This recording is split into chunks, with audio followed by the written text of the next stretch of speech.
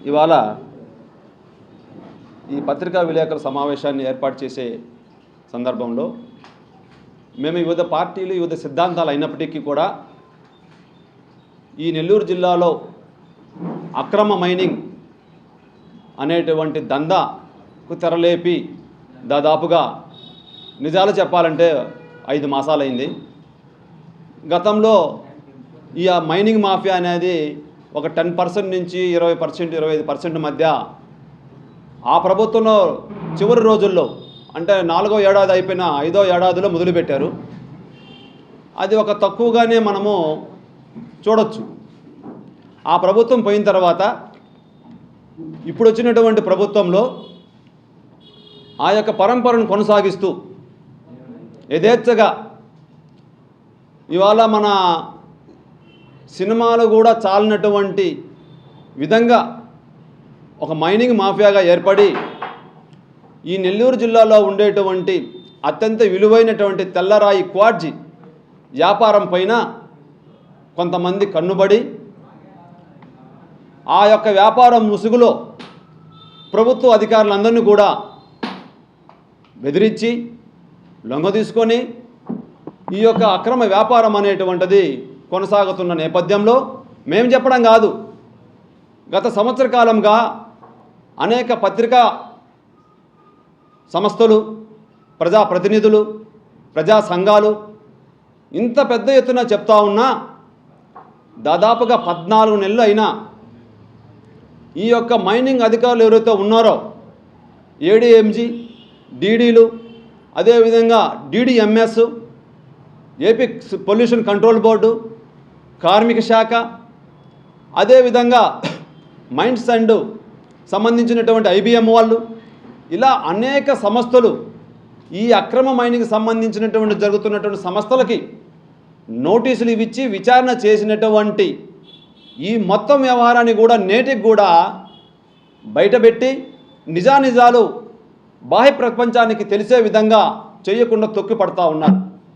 ఈ నేపథ్యంలో అక్రమ మైనింగ్ మాఫియాకి సంబంధించినటువంటి ఈ వ్యాపారం వల్ల అక్కడ సైదాపురం మండలంతో పాటు గూడూరు మండలంలో ఉండేటువంటి అనేక గ్రామాలు రాబోయేటువంటి భావితరాల ప్రజలకు సంబంధించినటువంటి భవిష్యత్తులో కూడుకుంది కాబట్టే ఈ యొక్క విలేకరుల సమావేశాన్ని ఏర్పాటు చేయడం జరిగింది. సోదరులకు తెలియాలా, ఈ జిల్లాలో ఎంతో పేరెన్నికగన్నటువంటి ఈ జిల్లాలో దాతలు మాగంటి సుబ్బరామరెడ్డి, పుచ్చలపడి సుందరయ్య అలాంటి ఉద్యమాలు చేసి దానగుణంలో ముందుగా ఉండి ఈ యొక్క ప్రజల యొక్క నెల్లూరు జిల్లా ప్రజలకు ఏ కష్టం వచ్చినా ముందుండేటువంటి నేపథ్యంలో ఒక దురదృష్టవశాత్తు ఈ యొక్క అక్రమ మైనింగ్ మాఫియాలో మన పార్లమెంటు సభ్యులని ఏయో మాటలు చెప్పి తప్పుడు సమాచారం ఇచ్చి ఆయన పేరుని వాడుకునే దానికి కొంతమంది వ్యక్తులు అక్కడ తయారయ్యి ఆయన పేరును భ్రష్టు పట్టిస్తున్నారు. పెద్దలు వారికి మా విజ్ఞప్తి, ఈ నెల్లూరు జిల్లాలో ఏ మారుమూల గ్రామానికి పైన దాహర్తి అని అంటే వారి యొక్క ట్రస్ట్ నుంచి, పార్లమెంట్ సభ్యుల యొక్క ట్రస్ట్ నుంచి దాహాన్ని తీర్చేటువంటి పెద్ద మనసున్న గుణం మీది. ఈ యొక్క అక్రమ మైనింగ్ మాఫియాలో మీ పేరును వాడుకొని కోట్ల రూపాయల ధనార్జనంగా తాడు బంగారం లేని వ్యక్తులు ఇవాళ ఒక నిర్దిష్టమైన ప్రణాళిక లేకుండా, పద్ధతి లేకుండా ఎవరైనా పత్రికా విలేకరులు మాట్లాడితే వారిపైన దాడులు, ప్రజా సంఘాలు మాట్లాడితే పోలీసుల చేత బెదిరింపులు. ఇవాళ మేము అడుగుతూ ఉన్నాం, నిశ్చితగా అడుగుతూ ఉన్నాం. ఇవాళ కలెక్టర్ గారికి చెప్పాం, సార్ మేము చెప్పడం కాదు, ఇప్పటికే అనేక సంస్థలు మీ దృష్టికి తీసుకొచ్చాయి. ఈ 8 శాఖలకు సంబంధించిన రిపోర్ట్ మీరు తెప్పించుకోండి. వీటన్నిటిపైన సమగ్రమైన ఒక జ్యుడిషియల్ ఎంక్వైరీ వేయండి. ప్రజలకు నిజానిజాలు తెలియాల్సిన అవసరం ఉంది. ఈ యొక్క సైదాపురం కేంద్రంగా పుష్ప సినిమా తరహాలో రాత్రికే కోట్ల రూపాయలు విలువైనటువంటి సంపదనంతా కూడా, ఈ ఖనిజ సంపదనంతా తరలించుకుపోతూ ఉన్నారు.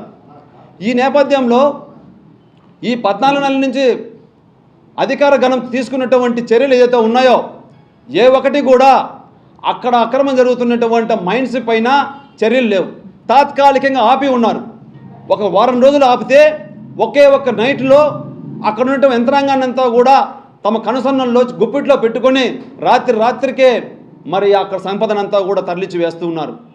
దీనివల్ల మేమేమడుగుతున్నామనంటే అక్కడ ఉన్నటువంటి ప్రజలు నిరక్షరాస్యులు వారికి పోరాటం చేసేటువంటి ఉన్నటువంటి నేపథ్యం ప్రాంతంలో ఇలా తాగుడుకు బానిసలైపోయి అక్కడ ఉన్నటువంటి కొంతమంది పెత్తందారులు ఈ మనీ మాఫియా యొక్క గుండాలు అక్కడ చేరి ఆ ప్రజలను భయభ్రాంతులకు గురి చేస్తున్నారు.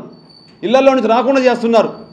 పచ్చటి పొలాలు, నిమ్మ చెట్లు, అక్కడ ఉన్నటువంటి 5 అడుగులు 6 అడుగుల్లో వచ్చేటువంటి తాత్కాలికమైనటువంటి 1 లక్ష రూపాయల కోసం ఆ రైతన్న ఆ భూమిని ఇస్తే రాబోయే 100 సంవత్సరాలు ఆ భూమి పనికి రాకుండా పోతుంది. ఇంత దారుణమైన పరిస్థితులు పర్యావరణానికి దెబ్బతీస్తూ ఆ మండలాలను చుట్టుపక్కల ఉన్నటువంటి భూములన్నీ కూడా సర్వనాశనం అయిపోయేటువంటి దుస్థితికి తీసుకొచ్చిన కారణంగా మరి ఈ గ్రామాల ఈ స్థితికి నుంచి ఆ స్థితికి వస్తే రాబోయేటువంటి తరాలు వాళ్ళు ఎక్కడ జీవించాలా? ఇవాళ మనం చూస్తున్నాం అనేక ప్రాంతాల్లో దేశవ్యాప్తంగా ఆపరేషన్ కగారు పేరుతో ప్రకృతిపరమైనటువంటి వనరులంతా కూడా దోచుకుంటూ దేశాన్ని ఒక దుర్భరమైనటువంటి పరిస్థితికి నెట్టివేస్తూ విదేశాలకు లాభం చేకూర్చే విధంగా ఈ యొక్క ప్రభుత్వ విధానాలు ఉంటే ఈ గ్రామాల్లో ఉండేటువంటి ప్రజల తరపున పోరాడాల్సిన సమయం ఆసన్నమైంది. కాబట్టి అక్రమమైన వ్యతిరేక పోరాట కమిటీగా జాతీయ సంఘాలైనటువంటి ఐఎన్టీయూసీ, వైఎస్ఆర్ టీయూసీ, ఐఎఫ్టీ లాంటి సంఘాలను కలుపుకొని ఈ గ్రామాల్లో మేము పర్యటించి ఆ ప్రజలను చైతన్యవంతులను చేసి ఈ అక్రమ మైనింగ్ పాల్పడుతున్నటువంటి వ్యక్తులు ఎవరైతే ఉన్నారో మీ అందరికీ తెలిసిన విషయమే. ఇటీవల ఒక వార్తాపత్రిక సంబంధించినటువంటి వారపత్రిక యొక్క ఎపిసోడ్లో చూసి నేరుగా వారిపైన దాడి చేయడం, వారిని దూషించడం, ఏదైనా ప్రజాస్వామ్యంలో ఎంతసేపైనా కూడా చర్చించుకునేందుకు అవకాశం ఉందంటే మన స్వతంత్ర భారతదేశంలో వాక్ స్వేచ్ఛను భావస్వేచ్ఛ ఎంతో ఉంది. కానీ ఇవాళ ఈ యొక్క ప్రభుత్వంలో ఎవరు మాట్లాడినా వాళ్ళపైన అక్రమ కేసులు బనాయిస్తూ ఉన్నారు. మేము అడుగుతా ఉన్నాం ఈ ప్రభుత్వాన్ని, మేము చెప్పినటువంటి ఆరోపణలు నిజం కాకపోతే మీ 8 శాఖల యొక్క రిపోర్టులు తీసుకోండి, అక్కడ నిజంగా అక్రమ మైనింగ్ జరిగిందా లేదా అన్నది. మీకు 20 ఎకరాలు ఇస్తే 100 ఎకరాలు ఆక్రమిస్తారు. డంపింగ్ యార్డులకు పర్మిషన్స్ లేవు, వాటి పర్మిషన్ లేకుండానే మీరు డంపింగ్ యార్డులు కొనసాగిస్తూ ఉన్నారు. మొన్న గౌరవ పార్లమెంటు సభ్యులు జగన్ గారి యొక్క పర్యటన ముందు రోజున నేను ఈ యొక్క వ్యాపారానికి సంబంధించి మానుకుంటున్నాను కాబట్టి ఈ వ్యాపారంతో నాకు సంబంధం లేదని స్వాగతిస్తున్న వారి మాటని. అయితే మీ యొక్క మాటని వారు పెడచెవును పెట్టి ఇప్పటికి కూడా ఆ ప్రాంతంలో ఉన్నటువంటి శ్రీనివాస మైనింగ్, అదేవిధంగా గెలాక్సీ మైనింగ్లో పాటు అనేక ప్రాంతాల్లో ఇప్పటికి కూడా అక్రమంగా తోడుపెట్టినటువంటి ఆ యొక్క ఖనిజ సంపద అంతా కూడా ఎప్పుడైనా కూడా తరలించేటువంటి ప్రమాదం ఉంది. అది మేము అడుగుతూ ఉన్నాం. ఇవాళ ప్రభుత్వానికి ఆదాయం వచ్చేటువంటిది, ప్రజల యొక్క జీవన విధానానికి లాభం చేకూర్చేటువంటిది, కార్మిక ప్రయోజనాలు ఉంటే ఖచ్చితంగా మేము స్వాగతిస్తాం. మేము అభివృద్ధికి వ్యతిరేకం కాదు. ఈ జిల్లా బాగుపడాలి, పారిశ్రామిక రంగంగా ముందుకు పోవాలి. అయితే ఈ నేపథ్యంలో ఆ ముసుగులో తీసుకొని ఆ గ్రామాలన్నిటికీ కూడా రాబోయేటువంటి తరాలకు ఎందుకు పనికిరాని విధంగా ఆ ప్రాంతాన్ని అంతా కూడా చేస్తూ ఉన్నారు. మీరు ఏ ఒక్క శాఖనైనా తీసుకోండి, ఏపీ పొల్యూషన్ కంట్రోల్ బోర్డు ఇప్పుడు నుండి మీకు ఇచ్చినటువంటి పత్రిక విలేకరులకు ఇచ్చినటువంటి జాబితాలో ఉన్నటువంటి మైనింగ్ కంపెనీ వాళ్ళకు ఎవరైనా గ్రీన్ సిగ్నల్ ఇచ్చారా? ఎక్స్ప్లోజివ్ లైసెన్స్ ఎవరికైనా ఉన్నాయా? బోర్ బ్లాస్టింగ్ పర్మిషన్స్ ఎవరికైనా ఉన్నాయా? బోర్ బ్లాస్టింగ్ పర్మిషన్స్ లేవు, ఎక్స్ప్లోజివ్ లైసెన్స్ ఆథరైజ్ పర్సన్స్ లేరు. మీ దగ్గర పనిచేసేటువంటి ఎక్స్ప్లోజివ్ లైసెన్స్ ఉపయోగించడం మేట్లు, లైసెన్స్ హోల్డర్ ఉండాలా, సర్టిఫికేట్ హోల్డర్ ఉండాలా. మొత్తం 20 కంపెనీలకు సంబంధించి ఒకరిద్దరి చేత అక్రమమైన బ్లాస్టింగ్ చేపిస్తున్నారు. దానికి విధి విధానాలు ఉంటాయి. అవి ఏమీ పాటించకుండా చట్టాన్ని మీ చేతుల్లో తీసుకొని, ఫారెస్ట్ అధికారులు మీ చేతిలో తీసుకొని వాళ్ళ కళ్ళు కప్పి అక్రమ బ్లాస్టింగ్, అక్రమ మైనింగ్, అక్రమమైనటువంటి పద్ధతులు, పెద్ద పెద్ద హిటాచీలు మీరు తీసినటువంటి గుంతల్లో ఎప్పటికీ కూడా అవి పూడ్చడానికి కూడా వీలుపడదు. ఇవాళ ఏడీఎంజీ రూల్స్ ప్రకారంగా మీరు 10 ఎకరాల్లో మైనింగ్ చేస్తే వెంటనే సంవత్సర కాలం లోపల అవన్నీ కూడా పూడ్చాల్సినటువంటి నిర్దిష్టమైనటువంటి ఆదేశాలు ఉంటే అవి ఎప్పటికీ రాబోయే 100 తరాలకు కూడా ఆ భూమిని పనికి రాకుండా చేస్తూ ఉన్నారు. మీరు చేసేటువంటి ఈ అక్రమ మైనింగ్ వలన ఆ ప్రాంతంలో ఉన్నటువంటి రైతాంగము, ప్రజలతో పాటు అక్కడ ఉన్నటువంటి ప్రజలు తీవ్రమైన ఇబ్బందులు గురవుతున్నారు. కాబట్టి ఇంత చట్ట వ్యతిరేకంగా జరుగుతున్నటువంటి గూడూరు సౌదపార్పణ జరుగుతున్నటువంటి ఈ మైనింగ్స్ పైన మేమందరం కూడా సమిష్టిగా మాట్లాడుకొని ఈ యొక్క పోరాటానికి నాంది పలకడం జరిగింది. ఇక్కడ వచ్చిన విలేకరులు మేము అందరూ చెప్తా ఉన్నాం. ఇప్పటికే మీరందరూ కూడా అనేక సందర్భాల్లో అక్కడ పోతే కొంతమంది విలేకరులని బెదిరించి వాళ్ళని సంబంధించిన కెమెరాలు లాక్కున్నటువంటి పరిస్థితి. అక్కడ ఎవరు కూడా చెప్పాలంటే పాకిస్తాన్ తరహాలో ఎవరు కూడా ప్రజా సంఘాలు పోయేటువంటి పరిస్థితి లేదు. కాబట్టి ఇక్కడ విలేకరుల సమావేశం ద్వారా మేము అడుగుతూ ఉన్నాం. కలెక్టర్ గారికి సంబంధించి మేము రిప్రజెంటేషన్ ఇచ్చాం. ఆల్ పార్టీ మీటింగ్ని పిలవండి. మేము చెప్పడమే కాదు, ఈ జిల్లాలో ఉన్నటువంటి అనేక ప్రతిపక్ష పార్టీలు ఉన్నాయి, ప్రజా సంఘాలు ఉన్నాయి, వాళ్ళందరితో కమిటీ వేయండి. దీని మీద నిజానిజాలను తేల్చండి. ఒకవేళ వాస్తవంగా చట్టపరిధిలో ఆ గ్రామాలకి, ఆ మండలాలకి, ఆ నియోజకవర్గాలకి లాభం చేకూర్చేది అయితే మీరు నిర్భయంగా ఆ యొక్క వ్యాపారాన్ని కొనసాగించవచ్చు. పూర్తిగా చట్ట వ్యతిరేకంగా, ఏ ఒక్క పర్మిషన్స్ లేకుండా, ఏ ఒక్క ఆధారం లేకుండా, కేవలం మూకబిర్రు రౌడిజం ద్వారా అక్కడ జరుగుతున్నటువంటి ఈ యొక్క దమనకాండను మేము వ్యతిరేకిస్తూ ఉన్నాం. కాబట్టి రాబోయేటువంటి రోజుల్లో ఆ ఉన్నటువంటి మొత్తం 14-15 గ్రామాలకు సంబంధించినటువంటి ఈ మేజర్ ప్రాంతాలకు సంబంధించినటువంటి ఉన్నాయో ఆ గ్రామాలలో ఐఎన్టీసీ, వైఎస్ఆర్టీయూసీ ఇతర కలిసి వచ్చేటువంటి అన్ని సంఘాలను కలుపుకొని ప్రజా చైతన్యం ద్వారా ఈ యొక్క జిల్లాలో ఉన్నటువంటి, ఒకప్పుడు మీ అందరికీ తెలుసు, గూడూరు ప్రాంతం మైకా మైన్స్కి ప్రసిద్ధి గాంచింది. దక్షిణ భారతదేశంలోనే ఎక్కువ నిక్షేపాలు ఉన్నటువంటి ప్రాంతం. వర్మికులైట్ అంటే ప్రపంచానికి తెలియనటువంటి ప్రాంతం. మరి ఎన్ని సంవత్సరాలు, 50-60 సంవత్సరాల పాటు అక్కడ మైనింగ్ చేసిన వ్యాపారస్తులు ఆ రోజు ఈ మైనింగ్ మాఫియా పేరే లేదు. చట్ట పరిధిలో అక్కడ కార్మిక హక్కులను కాపాడుతూ అక్కడ ఉన్న ప్రజల యొక్క జీవన విధానానికి ఉపయోగపడుతూ అక్కడ వ్యాపారాలు చేసుకున్నారు. కేవలం ఈ యొక్క 14 నెలలు, గతంలో ఉన్నటువంటి 1 సంవత్సరం, 2 సంవత్సరాల్లోనే మేము ఆ ప్రభుత్వమైన ఈ ప్రభుత్వమైన ఖచ్చితమైన నిస్వార్థమైనటువంటి విచారణ చేయాల్సిన అవసరం ఉంది. ఎందుకు అడుగుతున్నామనంటే గతంలో జరిగిన తప్పిదము 10% అయితే ఇప్పుడు 80% పై మేరకు వెళ్ళిపోయింది. ఇదే విధంగా కొనసాగితే రాబోయేటువంటి రోజుల్లో అక్కడ ఉన్నటువంటి 2 మండలాలు కూడా పూర్తిగా నిర్విరామైపోయి ఆ ప్రజలనంతా కూడా వేరే ప్రాంతాలకు తరలించాలనేటువంటి ప్రమాదకరమైన గంటికలు మోగుతున్నాయి.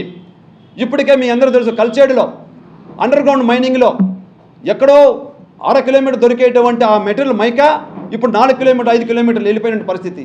చిన్న భూకంపాలు వచ్చినా కూడా ఆ ప్రాంతంలో ఈ మధ్యన ఎత్తుకేసి కూడా వచ్చాయి. మన భారతదేశం జియాలజీ వాళ్ళు ఇదివరకే హెచ్చరించి ఉన్నారు, ఆ ప్రాంతంలో ఇక మైనింగ్ చేయడానికి వీలు లేదని చెప్పేసి.